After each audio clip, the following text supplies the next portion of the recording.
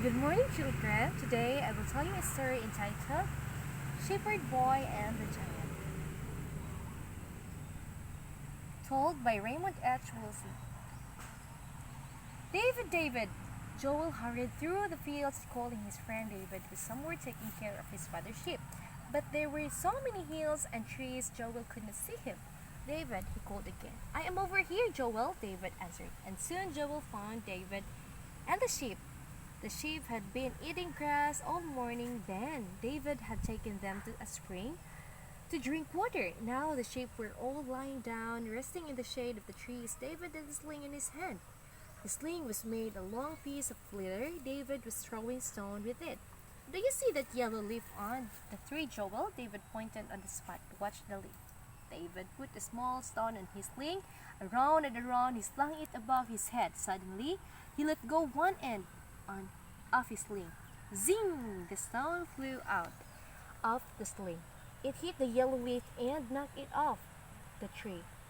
That was good, David. Joel cheered his friend. You can always hit what you aim for. I have been practicing while I have been watching the sheep, explained David. It helps me in taking care of them. Sometimes wolves or wild dogs attack the sheep. They want to eat it, but I use my sling to kill the enemies of the sheep. Last week, even a lion tried to catch a sheep, but I saw the lion and I killed him. Joel looked at his friend. He was very proud of him. Then he remembered why he had come looking for David. David, your father wants you to come home. He wants you to take some food to your brothers. I will be the one to look after the sheep while you are gone. I will be happy to take some food to my brothers, replied David. They are in the army. Perhaps I can join the army too and fight the enemy. They are making fun of our God. But you are too young to join the army, David. And in the army, you could not use your sling. In the army, they fight with bows and arrows and with big swords and spears. David had 7 brothers, and he was the youngest. 3 of his brothers were in the army. He hurried home to get the food to take of his brothers. If the army is fighting today, you must be careful, warned David's father, and let me know how your brothers are. David tied the food in a large bag. Then he placed the bags on the back of the donkey. He was careful, and there should be the same amount on each side of the donkey's back. He did not forget to take his sling and his small bag at the last. When he was ready, he waved goodbye to his father and started out through the camp. About 10 kilometers away, at last David could see the tents at the army camp where his brothers were. The camp was on the top of a long hill across the valley. On the top of another long hill were the tents of the enemy. The enemy had come to take the land away from David's people.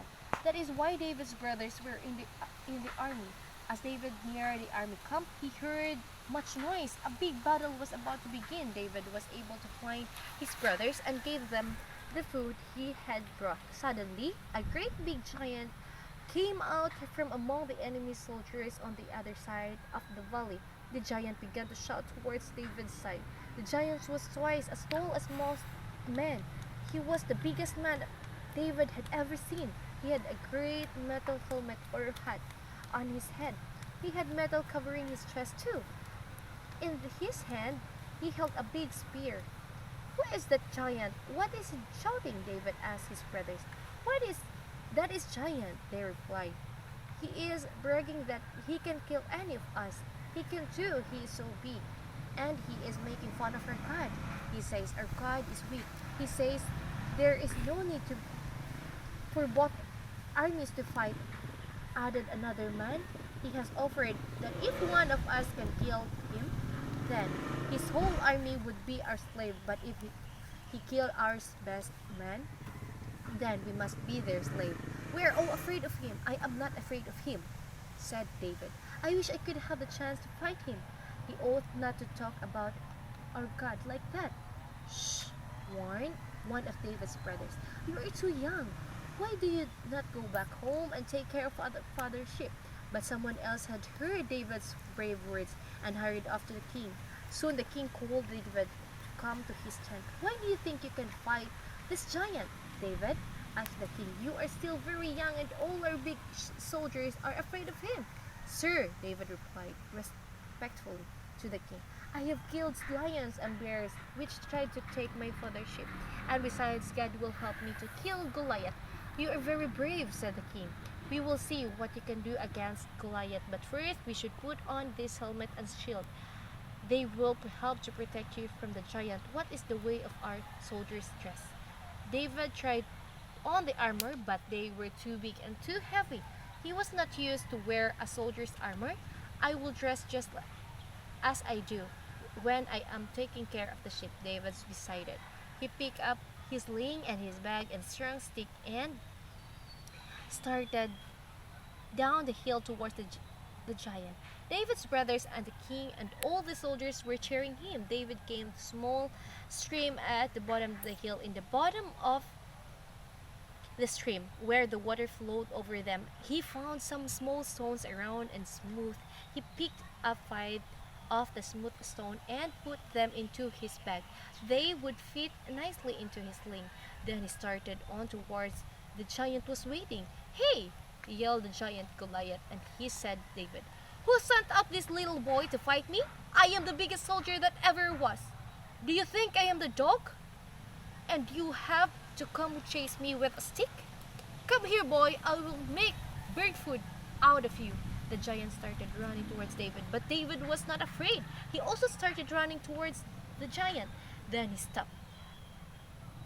He took a smooth stone out of his bag and put it into his sling. Around and around he whirled it, just as he had done in the fields at home. Zing! The stone flew straight through the air. It hit Goliath right in the middle of the forehead and sank in. Down fell the giant right on his face and to the ground. Now it was the turn for enemy soldier to be afraid. If only a boy could kill their giant, how strong must his brother be? They wondered, but they did not stay to figure it out. They all ran away as fast as they could go, and they did not come back to bother David's people for a long, long time. The king was very proud of David. His brothers were proud of him too, and so was his father. When they told him of how David had killed the giant, but most of all, David was glad that God had showed that he does take care of those who bravely do the right. And that was the story of the shepherd boy and the giant.